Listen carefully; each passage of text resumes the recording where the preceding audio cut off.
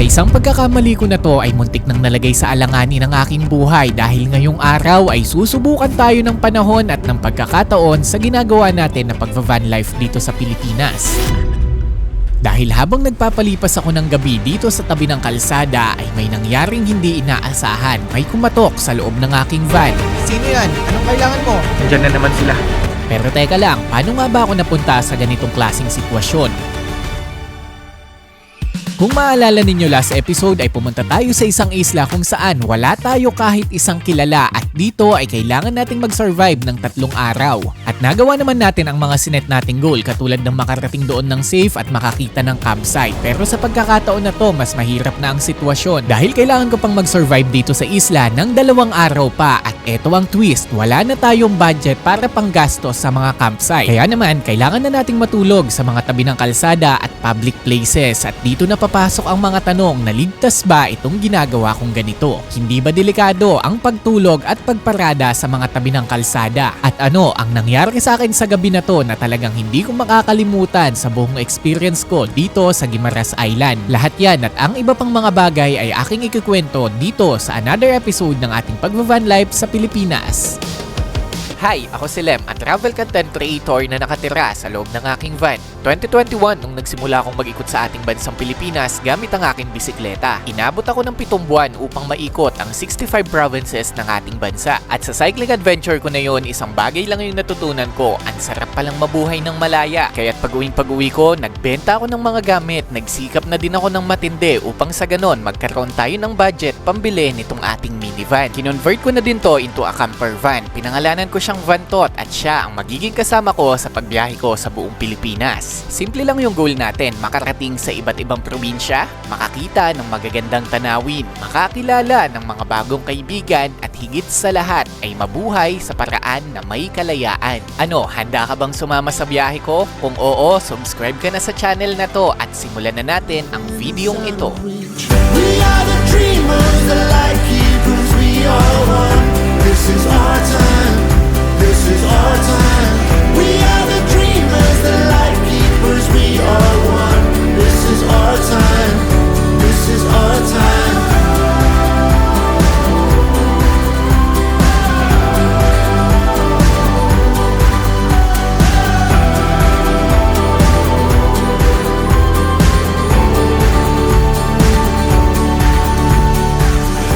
Bago tayo magsimula ay bibigyan ko lang kayo ng mabilisang recap. Last episode ay pumunta tayo dito sa Guimaras Island at naikot ang kalahating parte ng isla. Natulog tayo dito sa isang campsite kung saan nasolo natin ang lugar at sobrang tahimik ng kapaligiran. At ngayong araw ay iikutin pa natin ang kalahating parte ng isla at meron tayong 3 goal dito. Una ay mapuntahan ang mga tourist attraction dito, katulad ng mga historical places at mga magagandang dagat. Pangalawa, kailangan nating matikman ang pinagmamalaking produkto dito, ang pinakamatamis daw na mangga sa buong Pilipinas. At pangatlo, kailangan nating makahanap ng safe na lugar kung saan tayo makakapag-park at makakatulog sa magdamag. At sa gawing dulo ng video ay may mangyayari pang hindi natin inaasahan kung saan kahit ako tumatakto sa isip ko na hindi ko makakalimutan dito sa Guimaras Island. Kaya naman, tama na ang kwentuhan at daldalan, simulan na natin ang araw natin dito sa Guimaras.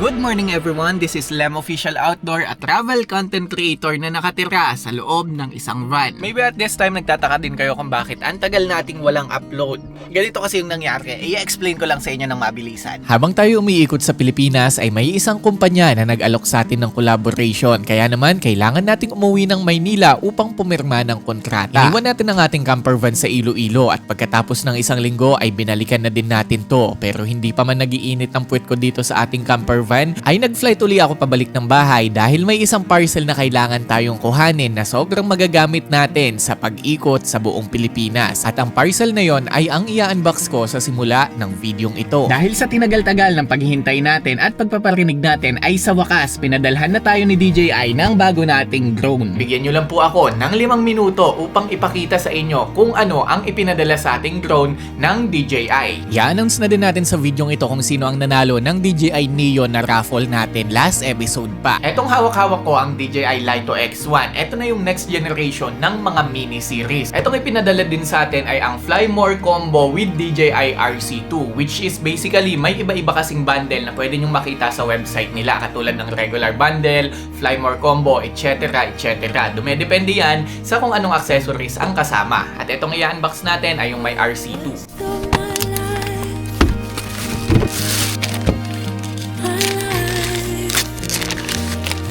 Inside the box ay makikita natin dito ang isang bag na pwede na din nating maging carry cage kapag ibabiyahe natin itong ating drone. Pagkatapos sa loob din nito makikita ang ating DJI Lito X1. Kasama na din dito ang RC2 remote at ang ating mga battery. Ngayon pag-usapan naman natin kung ano ang mga specs nitong DJI Lito X1. Ito po ay unang-una ay napakagaan na drone dahil 249 grams lang ito. Katulad lang din ng mga DJI Mini series natin. In fact, mas magaan pa nga siya kaysa sa declare nito eh. Declare niya 249 but the actual is 247 only. Meron din siyang RC2 remote control na sa tingin ko ito ang isa sa pinakamagandang features niya dahil dito hindi mo na kailangan ng cellphone para makontrol ang iyong drone. Makikita mo na siya sa mismong screen. May DJI simulator at napaka-smooth din ng pag-deliver ng signal dito. The battery is very convenient. 3 yung kasama pero ito napakagaan lang din na makikita nyo ang ating timbang. Pero kaya nitong tumagal sa papers ng 32 minutes. Pero nung paggamit ko dito ay umabot siya ng 27 to 28 minutes lang using a 4K resolution, which is napakalapit lang sa declare nila na flight time nito. Ito na din ang case ng battery na kung saan may nagustuhan akong feature dahil pwede kang maglagay ng SD card dito sa tabi niya. At dahil nga sa maliit at maganang drone na to ay swak na swak ito para sa mga katulad ko na on-the-go traveler dahil anytime, anywhere pwede natin siyang buhatin at dalhin. Pero hindi din natin to dapat ismulin dahil sa features na nandito. Katulad ng meron lang itong obstacle sensor kung saan iiwasan niya ang kahit anong obstacle sa iyong madadaanan. Magwa-warning lang siya at mag-automatic siyang hihinto kung sakaling may collision na possible na mangyari dito. Kaya naman isang napakagandang feature na makukuha lang natin sa mas mga premium unit ng DJI drone. Meron din itong front-facing LiDAR na kung saan magagamit natin kahit sa low light yung obstacle sensor niya. So basically, etong mga ganitong setup ay makikita lang natin sa mas mataas na klase ng drone. Pero dito, kahit maliit siya ay makikita pa din natin ang mga premium specs na nandito. At isa sa paborito kong features nito ay meron siyang Active 360 na kayang-kaya niyang sundan ang naglalakad na tao, naglalakad na motor, bisikleta, or kahit sasakyan pa. Panalong-panalo ang mga features na to para sa isang solo content creator na katulad ko kasi isa sa mga struggle ko sa kalsada ay kung paano ko ba kukuhanan yung sasakyan ko habang ako'y nagmamaneho. Pero ngayon, sinolusyonan na yan ni DJI Lito X1 kaya para sa akin, isa to sa mga pinakamagagamit kong features. Gumagana din ng maayos ang auto-follow nito. Iiwasan niya talaga lahat ng obstacle dito. Kahit medyo magubat pa itong pwesto ko ay kayang-kaya niya lang lumipad mag-isa. Isa pang sinubukan ko dito ay ang pag-track naman sa ating sasakyan na si Vantot at makikita nyo dyan na iiwasan niya talaga yung mga obstacle kapag pinapalipad mo to. Pagkatapos, pwede ka ding makakuha ng magagandang shot dahil mag-isa na siyang lilipad habang nagmamaneho ka habang iniiwasan ang mga obstacle sa paligid nito. Kaya't sobrang astig nitong DJI Lito X1. Para sa akin, nakakita na ako ng ganitong specs pero hindi sa mga 249 grams na drone na katulad nito. Meron din itong declare na 15 kilometers video transmission which is hindi ko pa yun na-try dahil hindi ko pa siya naisasagad. Pero basically, kung 15 ang declare nito, sa real life nito ay magagamit mo siya for around 10 kilometers siguro ang pinakamalayo. At isang good features pa nito ay meron itong 1x1.3 inch camera sensor which is kamukha ng gamit-gamit ko ngayon ang DJI Action 5 Pro. I think parehas din ito sa DJI Osmo Action 5 yata or 4 na sensor kaya napakalinaw ng pagkakakuha ng mga shot gamit ito. Pwedeng-pwede sa low light, sa mga cinematic shot or even casual shot lang. Para sa mga mahilig maglaro ng kulay or color correction ay meron din itong dilag setting at kayo nang bahalang mag-adjust ng kulay nito. Yung obstacle sensor niya ay napakaganda din. Humihinto talaga siya kapag may pagkakataon na mababangga siya. Kaya naman pwede din nating i-disable ang setup na to sa ating RC2. So at this time ay makikita nyo na lumilipad dito sa ating gilid itong ating drone. Ayan siya. Tapos kapag tinignan natin itong ating remote, eto siya. Ayan, eto tayo at makikita nyo na nag-warning siya sa buong paligid. Yan. For example, pagilid, at hihinto na siya doon. Sa kabila, hihinto na din siya doon. Dito nyo makikita kung gaano kaganda ang sensor nitong DJI Lito X1. Grabe, sobrang lupit. At katulad ng ibang DJI product, ito ay may built-in internal storage na din. So just in case na maiwan mo ang iyong SD card along the way ay hindi ka uuwi na empty-handed. Dahil meron kang internal storage na kahit wala kang SD card ay makakapag-shoot ka pa din. Grabe, sobrang ganda ng features na yon at gamit na gamit ko yon. Ngayon ang tanong ay para kanino ba ang drone na to? On my personal opinion, sana pakinggan nyo ako. Ito ay para sa mga beginner na gustong matuto mag-drone. Dahil sa dami ng features nito ay napakadali mo lang pag-aralan kung paano paliparin ito. Pwede din to sa mga intermediate dahil usually ang nangyayari kasi bibili ka ng drone tapos kapag natuto ka na kulang yung features na nabili mo na drone kaya lilipat ka or mag-upgrade ka sa mas malaking drone. Eto pasok na pasok ka pa din dito. And even kahit medyo mas nakangailangan na ng mas magandang shots, hindi ka pa din iiwan ng DJI Lito X1 dahil napakaganda ng sensor niya, napakaganda ng obstacle sensor niya at napakaganda din ng features niya katulad ng 360 or active 360 feature na pwede ka niyang i-follow, tumakbo ka man, maglakad ka man, or magsasakyan ka man, ay magagamit mo ang features na to. Kaya naman, kung kinukonsider nyong bumili ng DJI drone for 2026, I think eto na ang best option na pwede nyong mabili sa market. Pwede nyong i-check yung description or yung comment dyan sa baba para makahanap kayo ng proper supplier. And again, thank you sa DJI for sending me this drone. Malaking tulong po ito para sa pag-grow pa ng ating YouTube channel. Anyways, punta na tayo at mag-start na tayo sa adventure ng ating van life. Ngayon kasi nandito tayo sa studio at dito na tayo nag-film dahil ang init sa labas, alam nyo naman yan. Anyways, simulan na natin ang ating van life adventure.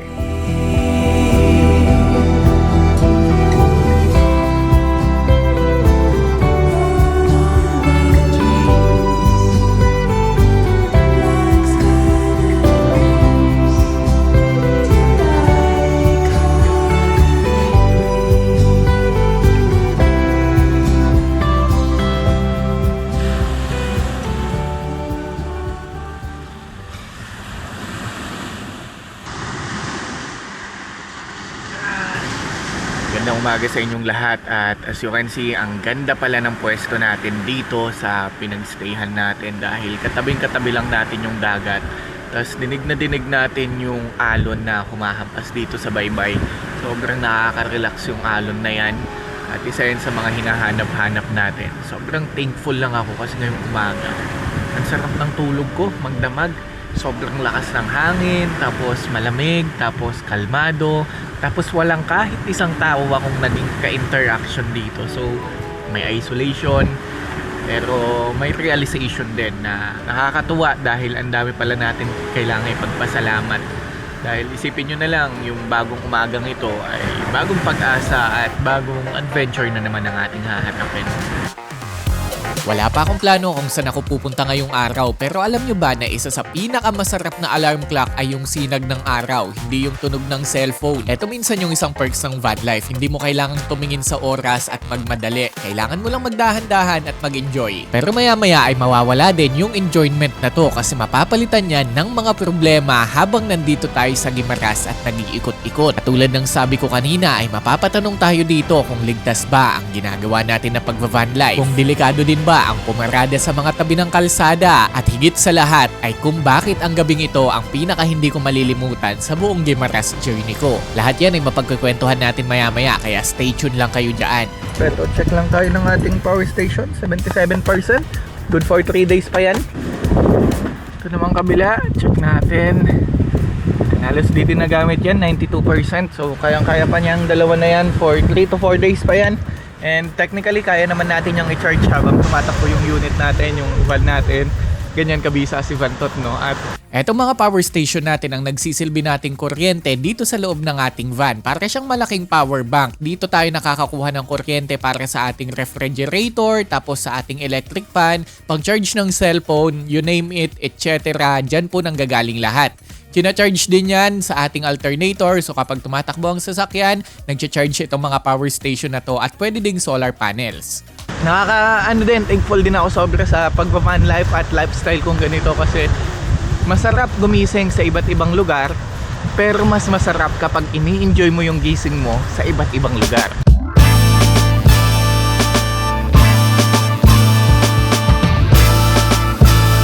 Di ko na napakita pero nakapaghugas na ako ng plato at kung ano-ano, nagawa ko na yung mga kailangan kong gawin dito sa van. Kain muna tayo ngayon ng kasaba cake. Kasaba cake pa to, galing kay Tita Stefania. Sarap. Tapos kape. Isipin nyo na lang, masarap na kasaba cake, sarap na kape, at magandang view. Plus, tahimik na kapaligiran. Grabe, relaxing sobra.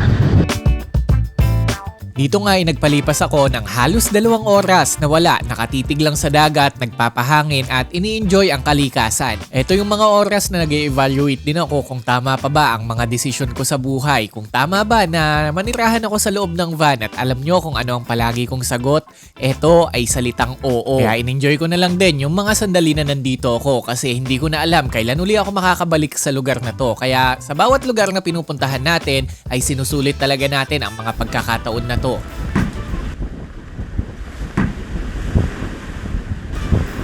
Grabe yung lakas ng hangin, no? Nabagsakan pa yung van natin. Pero nakakatuwa din yung owning na to kasi madali lang siyang i-set up. Kahit mag-isa ko ay kayang-kaya ko lang. Pero alam nyo bang may nangyari ding hindi inaasahan? Kasi habang nag-shoot tayo dito ay bigla na lang bumagsak itong 360 camera natin. Na naman, sana hindi basag. Ah, shit! Gas! Gas! Ayan, bumagsak. Eh di nagasgas. Ang dami pa. Maliban sa nabagsakan na ng owning itong ating van tapos natumba at nagasgas itong ating 360 camera, madami pang mga masisira dito sa ating van na mapapanood nyo ngayon. Grabe talaga yung araw na to. Medyo hindi mo aasahan yung mga plot twist sa gawing dulo.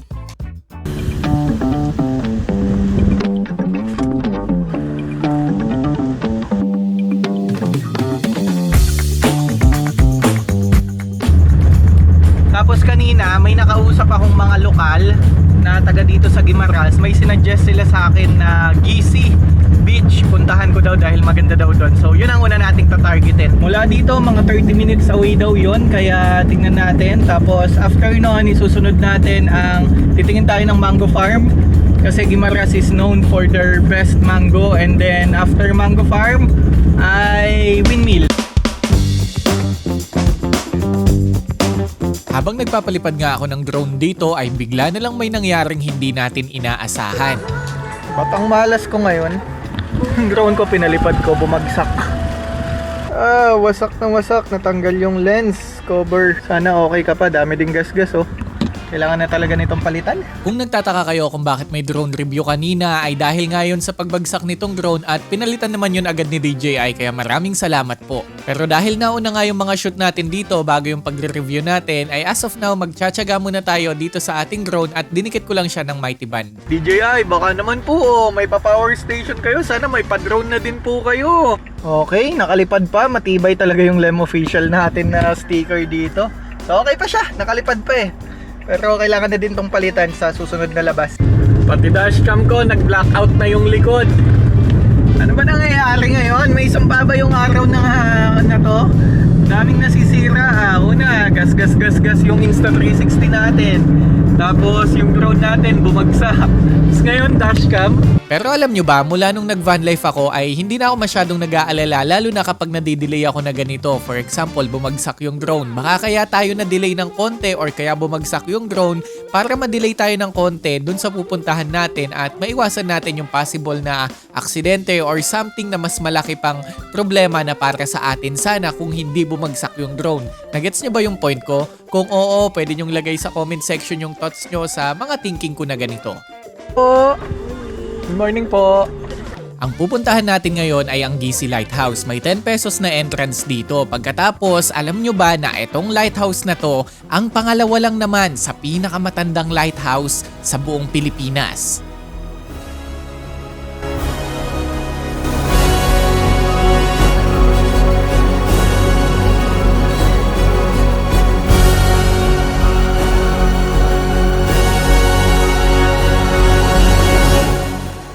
Wala Wala pang 100 meters yata yung nilakad. Wala pang 3 minutes, as in 1 minute lang. Tapos akala ko pagpasok ko ruins na to.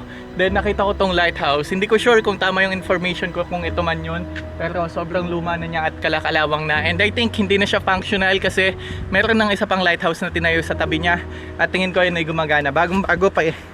And yun lang. Kala ko mahihirapan ako sa pagpunta dito. Hindi naman pala. Hindi na ako nakapagpalipad ng drone dito sa lighthouse kasi may isang bagay akong natanaw sa gawing baba nito. Ito ay isang magandang dagat. Kaya naman pupuntahan natin to at maliligo tayo doon. Growing up on me.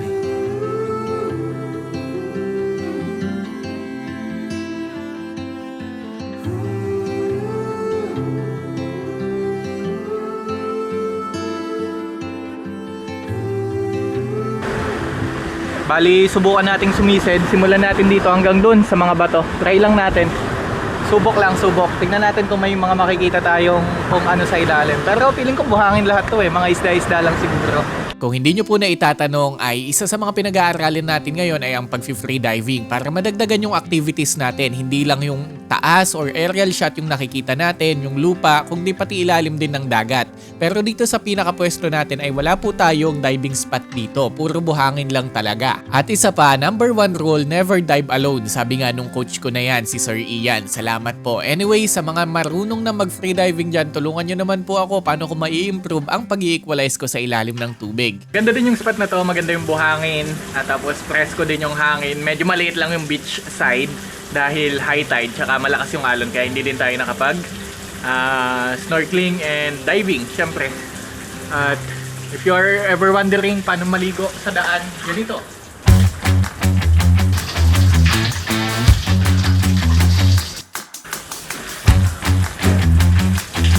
Sinamantala ko munang maligo doon, sinulit ko na din yung dagat dahil nandito na lang din naman tayo at 80 pesos lang yung binayaran natin doon. So ano na yun, ligo tapos entrance. Wala nang public beach dito sa lugar na to kaya kung pupunta kayo dito puro resort na lang. Pero pwede nyo pa din puntahan yung lighthouse for 10 pesos na environmental fee. So punta tayo ngayon ng munisipyo, hanap tayo ng mangga at saka windmill.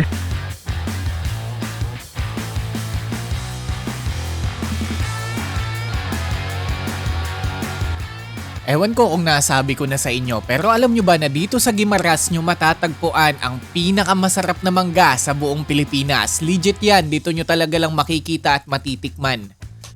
So ang chismis, meron nga dito, actually madami. Meron dito, meron doon, meron din doon. Pagdating ko dito sa bentahan ng mangga ay nagpa-free taste na agad sila dito at natikman na natin agad ang pinagmamalaki ng Guimaras at legit talaga na sobrang sarap ng mangga dito. Hello po. Ay, matamis na yung mangga dito. Totoo, legit. Legit na matamis. Yung kabila, bakit siya 150? O, pare-parehas lang na mangga yan. Same lang, sir. Sarap ah. Sa bagay, di naman siya magiging mango capital of the Philippines kung hindi matamis ang mangga, di ba? Tamis na. Oh, Matamis talaga. matamis po. Isa sa mga vlogger, kita mo yung Po, salamat. Ay, sige po. Nakabili ako ng 150 per kilo. Ilang peraso to? 5. Tapos, ang kagandahan pa, may free taste. Sobrang tamis talaga as in. Panalong panalo, okay na okay. Yung 150 pesos, mura na yon kasi off-season ngayon.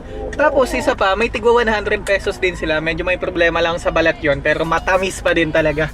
Kaya kinuha na natin yung tig 150. So, yun. Sarap! Thank you kay ate na nagturo sa atin.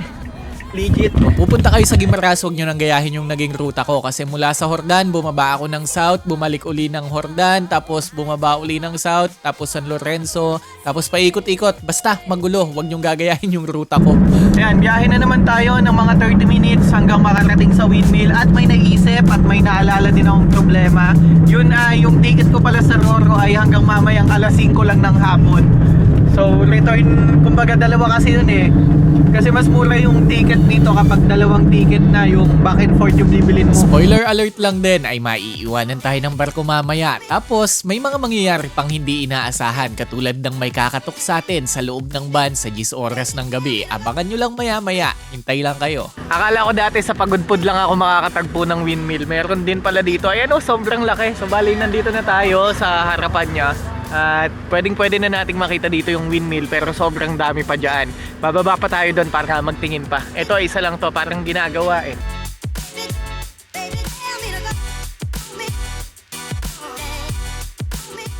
Andito na tayo ngayon sa San Lorenzo, Guimaras at nasa likod natin ang isa sa mga windmill at napakadami pang magkakatabi. Dito sa lugar na to medyo mahangin kaya nahirapan talaga yung drone natin kaya DJI baka naman. But anyways, yung mga windmill na to, ito daw ang nagpo-provide ng kuryente sa buong Guimaras at yung iba napupunta pa sa Iloilo, yung ibang harvest ay napupunta pa sa Iloilo at Bacolod. Yun yung sabi ng mga lokal.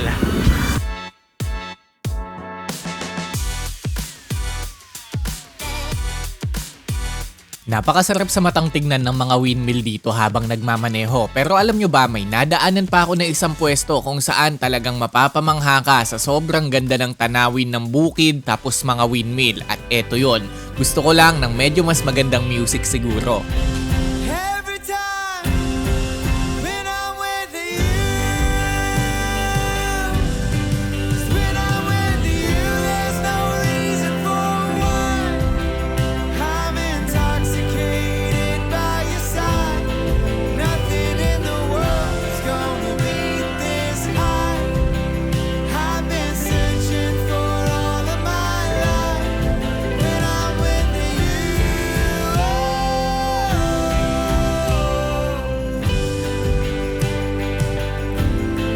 when I'm with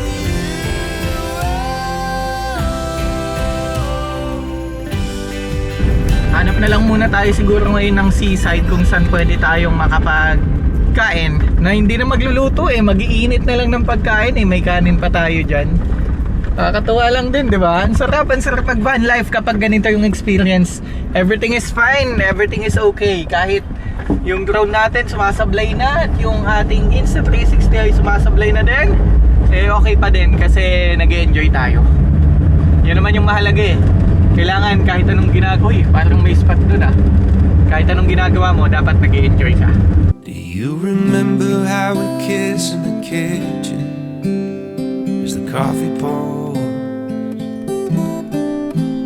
By the end my face was sore from your stubble, but I still wanted more. Grabe, wala akong mapwestuhan, no? Tignan nyo naman, left and right, walang lilim. Maluwag na kasi kalsada eh, naka-widening na kaya ang hirap. So hanap lang tayo ng may lilim, doon na tayo kakain. Kahit walang dagat, kahit walang view kasi gutom na ako. Dahil oras natin 1 AM na, 1 PM na. Kaya medyo nagugutom na din ako. So, ng tao. May nakita akong spot dito na pwedeng ipasok yung van. Baka pwede tayo dito mag-overnight. So tingin lang tayo dito ng tao. Tingnan nyo kasi, ayun si van tot sa labas. Tapos kalsada to or daan to. Tapos baka pwede tayong pumuesto dito mamayang gabi kasi may mga buko. Tapos beach. Alam nyo yan, sarap kaya pag ganito yung pwesto natin pag gabi. Ito perfect spot sana to, malamig-lamig. Kasya pa yung van ko dito or dito. Tapos dagat. Tao po! Kayatang tao dito sa ano. Ay, nasan kaya ang tao dito? Ito perfect spot to. Tapos dagat. Ang ganda pa naman sana ng view natin, no? Dagat, tapos may isla doon. Ano kayang isla yun? Tapos bukuhan. Kaso parang abandoned yata ito or wala lang tao. Pero parang abandonado eh, oh. Kaso may sarado doon. Sa checklist ko kasi pag nagpupwesto ako ng mga campsite, gusto ko katulad nito. Walang masyadong tao, tahimik, tabi ng dagat or may magandang view. Tapos yun lang yung classification. Basta most likely mas okay sa akin yung medyo less crowd kasi mas tahimik. Yung ganitong pwesto, pasok na pasok sa akin to. Ang ganda sanang pumwesto kaso mukhang walang tao. At ayoko namang basta-basta na lang pumasok dito nang hindi nagpapaalam kasi mahirap yun. Baka mamaya matrespassing tayo, bigla na lang tayong mapana dito, di ba? So, yun, sayang yung spot, maganda talaga, maganda. Tingnan nga natin ano pangalan ng resort na to kasi ito talagang pampanalo to pag ganito yung pwestuhan. Pang stay to ng 2 days pag dito ako nakapag-stay. Mga 2 days ako dito. May kumalabog. Tao po! May kumalabog sa pinto. May nagsara ng pinto. May nagsara ng pinto eh. Abandoned kaya to? Parang abandonado nga eh. Yan oh, wala nang naglilinis, wala nang nagme-maintain. Wala, baka abandoned na to. May nagsara uli ng pinto.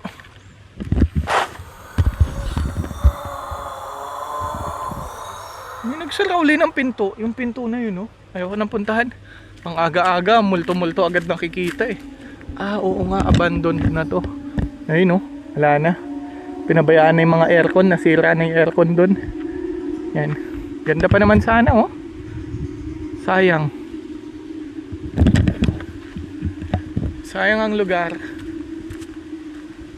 Pero malinis pa eh. Malinis yung kalsada eh. So di natin alam kung bakit, pero siguro sarado. Kala ko sarado lang siya dahil may ganito eh.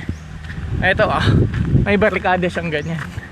Pero pag may ganyan, sarado nga siguro. Diba? Tapos pinasok ko pa din eh. At least naglakad lang ako. Manap na muna tayong mapagtatanghalian. Masyado na tayong na-obsess sa dagat dito sa Guimaras. Pero magaganda kasi ang dagat dito. Eto, may karatula sila. Tingnan nga natin. Abelardos, may contact number, tawagan natin. Try nating tawagan. Ay, walang signal. Wala. So baka hindi siya para sa atin. Kumain na lang muna tayo at ako'y nagugutom na. May nakita lang ako ditong puno ng mangga na medyo malilim. So dito na ako magpapalipas ng tanghalian. Ayan lang yung resort na tinitignan natin kanina. Tapos eto, ano bang masarap na ulam ngayon? Hiwagang ref at kanin. Lie awake in the morning with a light upon her skin. Coffee cup before the day begins. Don't go, stay a while, we'll slow it all the way back. Kasi isipin nyo kung gagastos ka ng 100 pesos per meal and average na yon, and then kakain ka lang 3 beses isang araw, 300 pesos na yun. Magme-merienda ka pa, expenses mo pa katulad ng gas. So malaki yung magiging gastos mo. Pag ganito, sa pagkain, today wala pa akong ginagastos. Actually buong maghapon, ang ginastos ko lang ay yung mangga, tapos yung 80 pesos. Yun lang. Wala akong problema sa pagkain, madami kong dala eh. Eto siguro yung isang tip kung bakit nasusustain ko pa din yung ganitong klaseng lifestyle. Yung nakakapag-travel ako kasi napakatipid ko po sa pagkain. Bumibili lang ako ng mga pwede nating iluto tapos lulutuin na natin yan ng sabay-sabay at ilalagay lang natin sa ating ref. Sa ganung paraan ay nakakatipid ako ng halos 500 pesos, 300 sa almusal, tanghalian at hapunan, pagkatapos 200 piso para sa merienda. O diba, ang laking tipid. At wag na din po kayong magtaka bakit sa mga ganitong setup lang yung ginagawa kong pagkain. Kasi ang idea ng van life ay matuto kang makontento sa kung ano lang yung meron ka. Matuto ka ding maging komportable sa mga panahon na hindi ka komportable ang sitwasyon. Yun ang idea ng totoong van life. Hindi mo kailangan ng sobrang gandang setup, maging thankful ka kung meron ganon, pero kung wala, i-appreciate mo na lang kung ano lang yung meron. So stay a while and don't go, 'cause we got time, we'll slow it all the way back.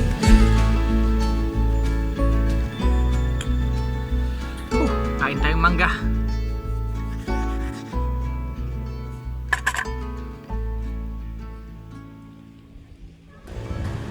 Alam niyo yung lasa ng mangga dito sa Guimaras. Hindi lang siya yung lasa ng mangga na matamis na mangga eh. Parang may gatas siya na may extra ingredient. Ang sarap eh. Sarap talaga. As in, masarap talaga siya. Kung kumakain kayo ng mga mango shake, medyo ganun yung lasa niya. Guimaras mango is the best na natikman ko sa lahat ng mangga. Sa tagal-tagal kong bumabiyahe sa Pilipinas, ngayon lang ako nakatikim ng ganitong klaseng mangga. Totoo yung sabi nila na iba yung mangga dito sa Guimaras. Sabi nung kaibigan ko, nagdala daw siya ng mangga sa kanila before, and then pinatubo niya, ano daw yun, grafted. And then nung namunga, hindi daw kasing tamis nito kasi baka daw dahil sa lupa na pinagtatayuan ng mga mangga. Yun daw yung dahilan kung bakit tumatamis yung mangga dito at nagiging ganito kasarap yung mangga dito sa Guimaras. Ay, busog na naman si Lem Official. Ano kayang gagawin ko? Inaantok ako Parang ang sarap matulog. Sa totoo lang, wala na akong gagawin Wala na akong pupuntahan. Napuntahan ko na yung mga dapat kong puntahan. Nabili ko na yung mga dapat kong bilhin at natikman yung mga dapat tikman. Kaya ngayon, hindi ko alam. Siguro ikot na lang muna ako papunta ng Buena Vista para ma-loop ko na din tong Guimaras. Tapos doon tayo mag-decide kung anong gagawin natin na next. Kung matutulog ba tayo dito o tatawid na tayo pabalik ng Iloilo muna. So let's see. Plano ko sanang ikutin ngayon yung isla. Ang kaso, nakatulog ako dito sa loob ng van. Kaya naman, ang gagawin na lang natin ngayon ay iikutin natin itong buong isla. Ang problema nga lang, parang maiiwanan na tayo ng barko na sasakyan natin maya-maya. Patawid sana ulit sa mainland. So tingnan natin kung saan tayo magpapark at saan tayo matutulog. Tsaka kung ano pa yung mga plot twist na mangyayari. Oras, alas 4 na ng hapon. Nakatulog ako dito sa likod. Pumark lang ako kanina. Di na ako napag-video kasi sakit na ng katawan ko Pagod na din. Kaya natulog muna ako ng 1 hour. Tapos ngayon, hanap tayo ng spot na matutulugan natin for tonight. Yung pwede tayong makaluto at may magandang view. Tingnan natin kung meron dito sa tabi ng kalsada ng Buena Vista. Nga pala, may dalawang sakayan dito. Meron kasi yung mga passenger na tuloy-tuloy lang yung pagbiyahe. Tapos yung sasakyan natin ay Roro. Etong pwesto natin, dito yung mga passenger. Kaya naman, ang ginawa ko dito ay bumili na lang ako ng tubig. Tapos yun na, bumiyahe na tayo at pumunta tayo sa port. And sa kasamaang palad, ay sinadya na nating hindi sumakay dito ng Roro dahil sa isang security reason. At eto yun. Bali, nandito tayo ngayon ulit sa Jordan Port at may nakita tayong bakanting pwesto dito kung saan pwede tayo dito mag-park. I hope may ilaw to. Tapos eto na yung port agad. Ayan. So basically, sabi ko nga sa inyo, pwede na akong umuwi ngayon or bumalik ng Iloilo ngayon kasi 5 PM pa naman yung last trip dyan. May kadadating pang barko ngayon pero hindi natin yun gagawin kasi pagdating natin ng Iloilo, wala tayong tutulugan doon. City yun, wala tayong mapagpaparkan or mahihirapan tayong maghanap ng mapagpaparkan. At least dito, secured and safe na tayo. Kaya tambay lang siguro ako ng konti tapos maya maya magluto tayo ng hapunan. The afterglow of this daily war, I need so much more than just holy water. The wind is roaring my heavy song. It's been way too long since I almost caught her. Baby, let me lay here a while until the day moves over.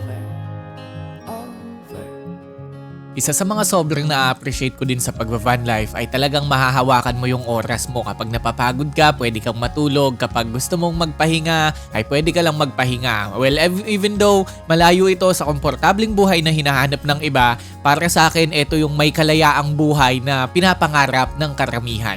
Lalo na ako sa isang travel content creator na dati nagbibisikleta lang ay ang laking upgrade na may sarili akong van na nakakapag-travel din ako sa buong Pilipinas. Kayo, gusto nyo din bang mag-travel dito? Pwede nyong ilagay yung comment nyo dyan sa comment section. Isang bagay na ang sarap gawin dito sa Guimaras, yung mag-laid back tapos mag-chill ka lang. Yung wala kang gagawin. Grabe, ang sarap kasi ng hangin, ang presko, tapos payapa, tahimik. Konti lang din yung mga sasakyan na dumadaan, kaya kahit nandito ako sa tabi ng port, halos parang nasa campsite na din ako. Kahit sobrang na-enjoy ko din yung pananatili ko dito sa Guimaras. Bali, abutin tayo ng 2 nights and 3 days dito. So bukas ng umaga, sasakay tayo dyan. Yung first trip, yung sasakyan natin para maaga tayo, punta tayo ng Bacolod agad. Nang gumabi na ay gagawin na natin syempre ang ating evening routine. Ito yung pinaka nangyayari araw-araw tong nangyayari sa atin sa pagva-van life sa Pilipinas. Ipapakita ko na lang sa inyo to nang wala nang masyadong cut para ma-appreciate nyo lalo yung mga raw video na ganito. Agaw atensyon eh.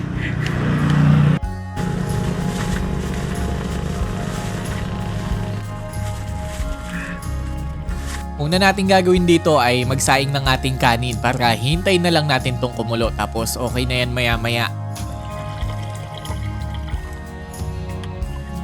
Simpleng-simple na lang din yung way ng pagluluto natin ngayon kasi unang-una hugasan mo lang yung bigas, lagay mo dito sa rice cooker, okay na. Tapos yung mga ulam naman iinit mo na lang at napagdesisyonan nating ulamin ngayon ay nalaglag pa. Eto, lechon, tapos hindi ko alam kung kaldereta to o menudo. Basta yan, yung dalawa na yan.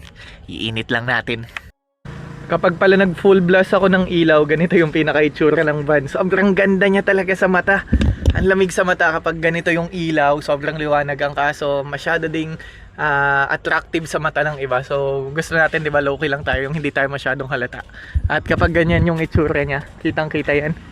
Yan, kitang-kita yung van natin dyan. Kaya ang ginagawa ko, medyo hinihinaan ko yan ng konti. Konting-konti lang. Salang na natin to. Check lang, 85%. Luwetin natin, check lang natin. 74%. Kaya pa yan. For 4 days pa siguro yan. Kasi itong ref, diba, ito yung pinakamalakas kumonsume ng kuryente natin. Pero pag malamig na siya, namamatay na kasi siya. Kaya halos hindi na din gumagana yung motor niya. Kaya halos wala din siyang konsumo. Diba kanina parang nasa 80 kaninang umaga. Hindi ako sure kung 80 or parang 70 something lang din. Anyways, may battery din kasi yan. Kaya pag sinaksak natin to sa AC, yan, magcha-charge siya. Hinihiwalay ko na to. Ito pala yung itsura ng ating campsite. Tabing kalsada lang talaga siya. Kaya sobrang kitang-kita tayo ng mga dadaan dito at mga taga dito. Kaya naman medyo binabawasan na lang natin ang ating ilaw.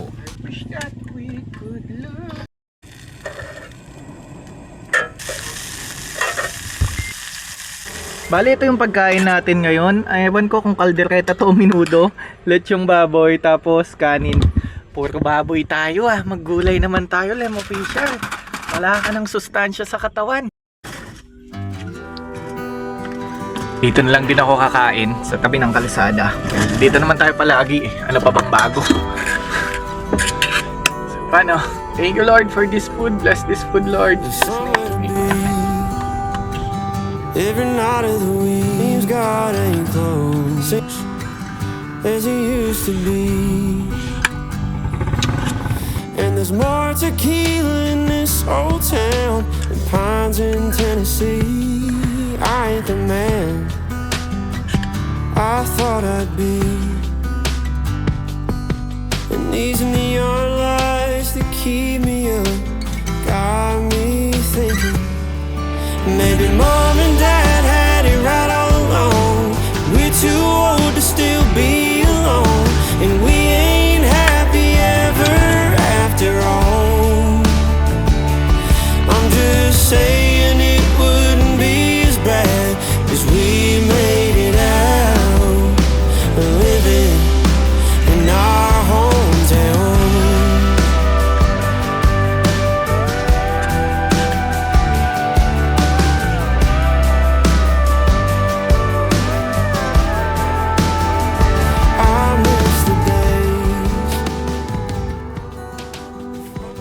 Dito ay maglilinis na ako ng katawan para makapaggayak na tayo bago matulog. Again, hindi po ito ligo, kundi konting linis lang ng katawan kasi wala din laman yung water tank natin dahil hindi tayo nakapag-refill. Pasentable na po sa mga hindi sanay na makakita ng ganito, pero makikita nyo naman na medyo late na kasi nito kaya wala nang dumadaan sa kalsada natin at medyo looban din naman itong port dito. Kaya yan, pwede tayong magganito, maglinis ng katawan dahil katabi lang din naman natin yung dagat. May mga mangingisda nga dito na ganito din po ang suotan. After all, no, I'm just saying it wouldn't be as bad as we made it out, living in our hometown. Pasentable na po sa mga taong hindi sanay na nakakakita ng ganito, yung naliligo sa tabi ng kalsada. Pero nasa isla naman tayo kaya forgivable yan.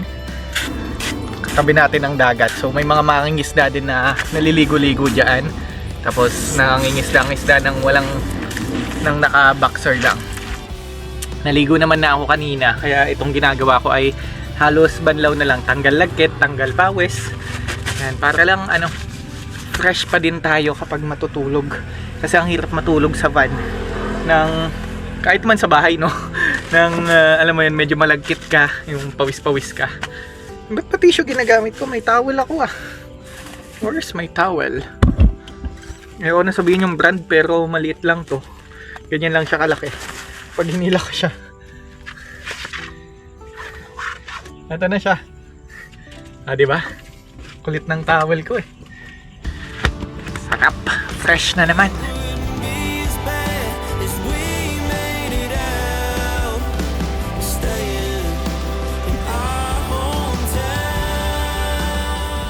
It's currently 10 PM at tapos na lahat ng gawain natin dito sa van. Maganda na, malinis na, so mag-chill na lang tayo tapos matutulog. At bago lang matapos yung video, gusto ko lang magpasalamat sa mga tao dito sa Guimaras kasi even though late na nilang nalaman na nandito ako, ay mainit pa din yung pagtanggap nila. Actually, mayat maya nga mas napagod nga ako copy-picture dahil pa isa-isa yung dating, tapos pag may dumadaan, nagpapapicture din. So, thankful po ako sa inyo sa mainit yung pagtanggap sa akin at maraming salamat dahil pinakita nyo kung gaano kabubuti ang mga tao dito sa Guimaras. At habang nagvi-video ako dito ay bigla na lang may kumatok sa van ko at eto na yung mga sumunod na nangyari. Sorry. Mag-ingat. Ayan. Thank you po. Salamat po. Nice meeting you po. Salamat. Ingat po kayo. Thank you. Okay, mayong gabi gate sa tanan. Kaupod na mundire si Sir Lem official vlog. So salamat gid nga ari di siya sa amon di sa Guimaras. So please subscribe kamo sa iyang channel. Thank you gid. God bless you sa tanan. Thank you po. Thank you. Hindi ko naintindihan. Thank you po. Thank you. Salamat po. Salamat. Akala ko kung ano na, magbibigay lang pala ng ilang tubig tapos konting merienda sila ma'am and sir. Maraming salamat po sa inyo. Sobrang na-appreciate ko talaga yung mga ganito na small gesture na binibigay nyo po. At kung may isang bagay man akong natutunan ngayong araw, yun ay yung bagay na kanina ko pa sinasabi. Everything happens for a reason talaga. Kasi 'di ba, umaga pa lang nagasgas na yung camera natin, bumagsak din yung drone natin, nasira pa yung dashcam natin. Pero I think kasama lahat yun sa plano Kasama lahat yun para mapunta tayo sa ganitong sitwasyon. Kasi kapag may mga bagay minsan na nagiging dahilan ng delay natin, tingin ko yun yung mga bagay na nagliligtas din sa atin. Feeling ko ganun din sa buhay. Kung feeling mo stuck ka kung nasan ka or napag-iiwanan ka na ng mga classmate mo, mga batchmate mo, magaganda na yung buhay nila, tapos ikaw parang feeling mo huling-huli ka na sa kanila, I think hindi mo dapat yun ganun tignan kasi possible na wala ka pa dun sa goal mo pero nandun ka na sa proseso. Kasi sa totoo lang, yung proseso na yan yung mga bagay na magpapatibay sa'yo, magpapalakas ng loob mo at matututunan mo yung mga bagay na kailangan mong matutunan para pagdating mo na dun sa lugar kung saan ka dapat nandoon or dun sa mga pangarap mo na yun, kaya mo na siyang i-handle. Madami kong kilalang ganyan, dating waiter na ngayon may restaurant na. Ako, dating tambay, ngayon, nagva-van life na. Dati, pinapangarap ko lang yung buhay na ganito, pero ngayon, I'm living the dream. Even though minsan, madami din akong reklamo sa buhay, madami din akong reklamo na parang pagod na ako mag-van life, pagod na akong gawin yung mga bagay na to, tahimik na ako minsan, tumatanda na ako, pero alam mo yon, kung babalikan natin 2-3 years ago, pinapangarap ko lang na sana pagdating ng araw magkaroon ako ng van kung saan doon ako titira at magva-van life sa Pilipinas. At ngayon, yung bagay na pinapangarap ko na yun, nandito na ako So sinasamantala ko na yung pagkakataon na yun. Katulad ng sabi ko last episode, kung may pagkakataon ka nang gawin yung isang bagay, samantalahin mo na yun kasi baka lumampas yung pagkakataon. Kaya maliban sa mensahe ko sa inyo ay mensahe ko dito sa sarili ko na maging thankful tayo pare-parehas sa mga sitwasyon na meron tayo kasi baka yung sitwasyon na kinakalagyan natin sitwasyon na inaayawan natin, mga sitwasyon na inis na tayo katulad ng mga trabaho, negosyo, pagod na tayo pero yung mga bagay na yan, yung mga sitwasyon na yan pinapangarap lang pala ng iba. Pinapangarap lang ng iba na magkatrabaho, pinapangarap lang ng iba na magkanegosyo, at pinapangarap lang din ng iba na gawin yung mga bagay na ginagawa ko. Kaya naman, message ko to sa sarili ko, Lem Official Outdoor, matuto kang makontento at lalo kang maging masaya. Dahil yung mga ginagawa mo ngayon, madaming tao ang gusto na gawin din yung mga bagay na yan. But anyways, this is Lem Official at maraming salamat sa inyong panonood. Magkita-kita ulit tayo bukas kung saan pupunta naman tayo sa Bacolod at lilibutin naman natin yung Negros. Kaya yun, thank you sa panonood. Please consider liking this video, comment your thoughts, and mag-subscribe ka na din kung bago ka lang dito. Salamat!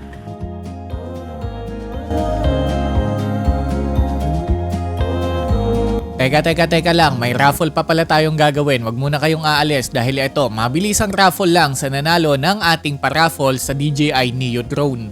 Bali, pupunta lang tayo dito sa isang website na Comment Picker. Dito natin ipe-paste yung URL ng ating video sa YouTube. Kung saan, ito po siya, yung may drone raffle na may 1,600 likes tapos 866 comments. Tapos lalagay lang natin dito yung keyword natin na Lem Official Complete. So kapag wala yung yung keyword na yan ay hindi po babasahin yung message nyo or yung comment nyo. Tapos kahit 10 beses mo pa yan i-comment, isa lang din yung babasahin dyan. Tapos ito, lagay lang natin yung winner, yung likes, wala na yan. So okay na yan. Start na natin yung draw. Tapos pag-click natin dyan, mag-randomize na siya ng winner natin. So congratulations sa mananalo at ito po ay si Kapedal 9284. Yan. Pwede nyo po akong i-PM sa ating Facebook page at congratulations. Feeling ko matagal na tong followers natin kasi kung nagbabike to, nung nagbabike pa tayo naka-follow na to sa atin. So congratulations sa'yo.